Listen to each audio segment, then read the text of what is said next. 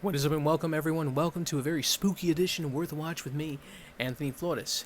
I'm joined today by my co-host Jack. Say hello, Jack. He says hello. This video in particular, I wanted to make it special. I did a couple reviews though, Hocus Pocus 2 and The Munsters remake. So those videos are available via TikTok or YouTube, wherever you want to watch those. They're there for your enjoyment for the spooky season. So this is going to be my top 3 horror films that made me lose sleep. Not a lot of movies make me lose sleep, however, some of them do linger in my mind, and my imagination and anxiety get to me sometimes and just kind of really create some very terrifying nightmares. Number 3 on the list, and this is gauging from how many days of sleep I lost. This one in particular, I lost, like a night of sleep. So with this movie in particular, and that is The Exorcist. I know a lot of people love to make fun of this movie and just tear it apart and just don't give a shit that it's not scary. At the end of the day, everybody's scared of different stuff. And this movie was terrifying to me because I made the mistake of watching it on Halloween night by myself on my laptop, and dead silence around me. The imagery is terrifying, especially, the demonic stuff. And I feel that movie, while, again, it has its great acting elements, Linda Blair is forever remembered in this role as Regan. I forget the actors' names who are the priests, but yeah, they did a great job as well. And just the suspense, the tension. Of course, we all know the behind-the-scenes stuff that happened. There were supposedly very eerie stuff going on in that production. So just an amalgamation of things, as well as growing up Catholic and hearing different stories like that, just warped my fragile little mind.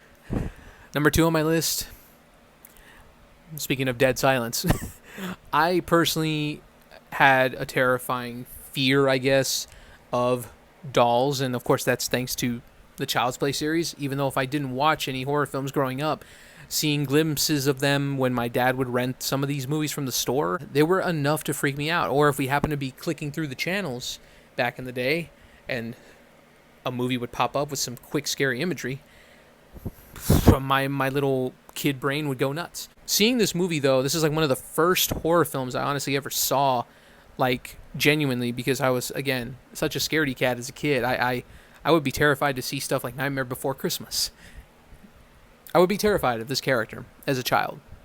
My brother was the big horror movie fan, and he introduced me to several movies like Shaun of the Dead, and that's kind of what was my gateway to more terrifying stuff, because Shaun of the Dead has its creepy moments with the zombie stuff, but this was one of the first horror films with suspense and eeriness that I saw. This woman, I'm sure, is the sweetest person. I remember watching an interview on the special features, and she was in the makeup still, and she was so fucking horrifying. There are moments in this movie that, again, are etched in my brain forever. And again, people can make fun of me for being terrified of dummies and dolls and things like Chucky and stuff like that. Of course, now it doesn't bother me as much. Seeing this for the first time ever, some of the imagery in this, not a lot of people talk about this movie, but it's creepy in a lot of ways, especially with the makeup for the actress that's Mary Shaw, this horrifying folk tale character. And the dolls are creepy to me, and it's all around an effective horror thriller with these terrifying dolls and this very creepy lady that it's terrifying. Y'all are gonna laugh at this one. I don't care if you laugh at me though.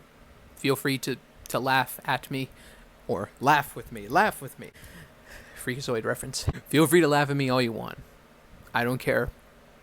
The funny bit was, in the screening of this one, I laughed out loud, and I was one of the hecklers of this movie. And boy, did it bite me in the ass. The original Paranormal Activity. I lost 4 fucking nights of sleep to this. 4. I am not joking. The story goes for this, it was the hype of that year. Of all things horror films, in 2009, it was released like in little festivals beginning around 2007, I believe. And 2009, I believe it was. Anyways, whatever year it came out. I'm blanking out. I'll put a little asterisk here just to make sure if I'm right or not. When this movie got released, it was the hype of all hype. People were saying it was the next Exorcist, it was the next this, next. It was just such a terrifying horror film. People were saying they were passing out in the theater of fright and everything. You had to be there. And myself and my brother got tickets.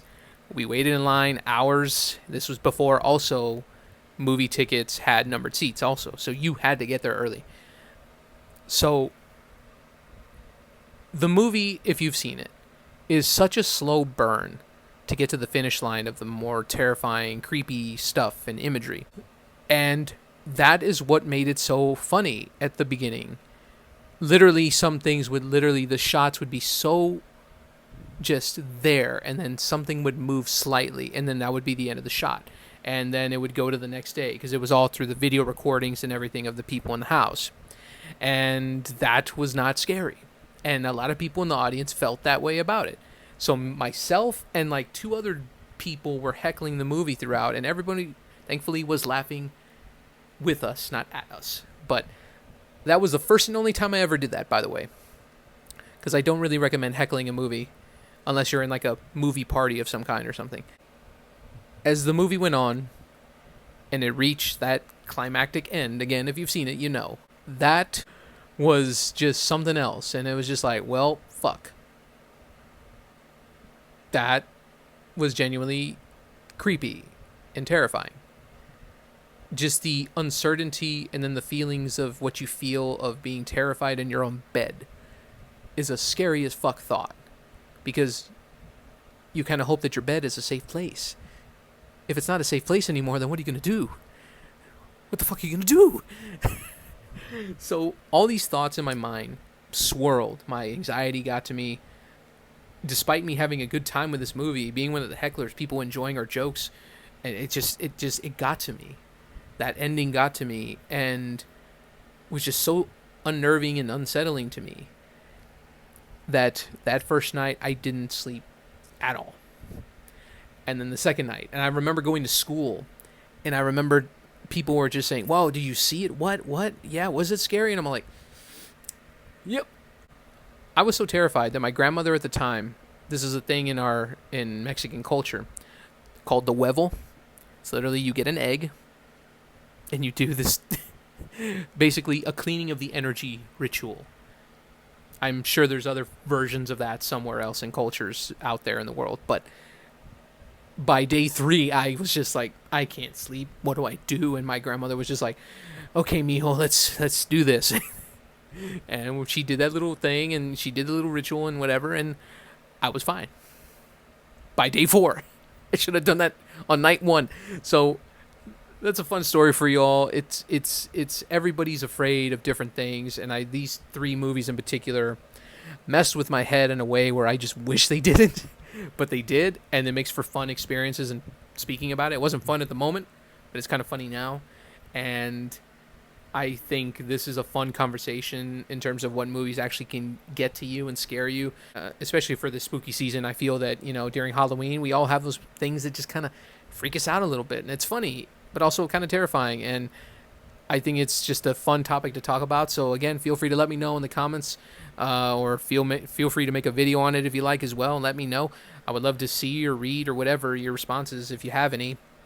What are some of the movies that just kind of kept you up at night because they were that scary? So thanks for watching, everyone. I hope you enjoyed this video. Hope you enjoyed my stories, and I hope you got a good laugh out of how ridiculous things got. So thanks again for watching, everyone. I'm Anthony Flores with Worth a Watch, and keep going to the movies.